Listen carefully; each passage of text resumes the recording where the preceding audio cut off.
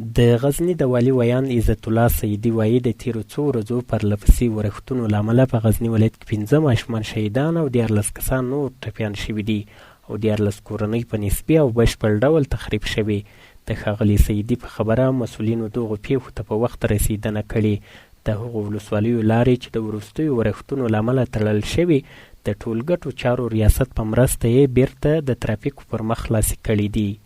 در اثر بارانها و سیلاب‌های اخیر در ولایت غزنی متاسفانه 5 طفل بر اساس بی‌احتیاطی خانواده‌هایشان به شهادت رسیدن و حدود 13 تن زخمی شده است.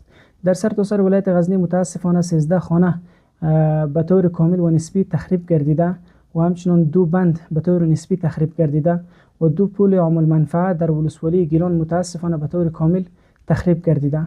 بر اساس برفباری‌های شدید در ولسوالی‌های اجرستان، مالستان و جاغوری راه‌های مواصلاتی متاسفانه مسدود گردیده بود که خوشبختانه با تلاش‌های ریاست فواید عامه توسط ماشینری فواید عامه در زودترین فرصت راه‌ها خلاص گردیده.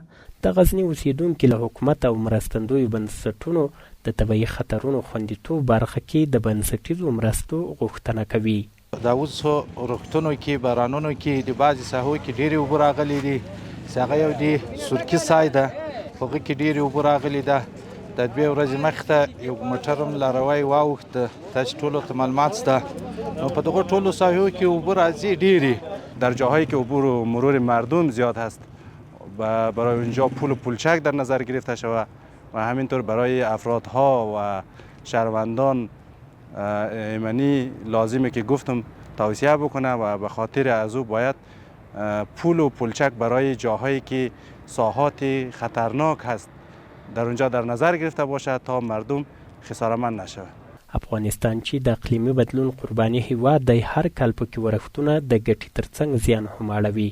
کرنیز کارپوهان وایي چې د اوبو مهار برخه کې د عامه پوهاوي پروګرامونه او پروژې پلي شي هم به د اوبو ضایعات کم شي او هم به خلک له طبیعي خطرونو خوندي وي.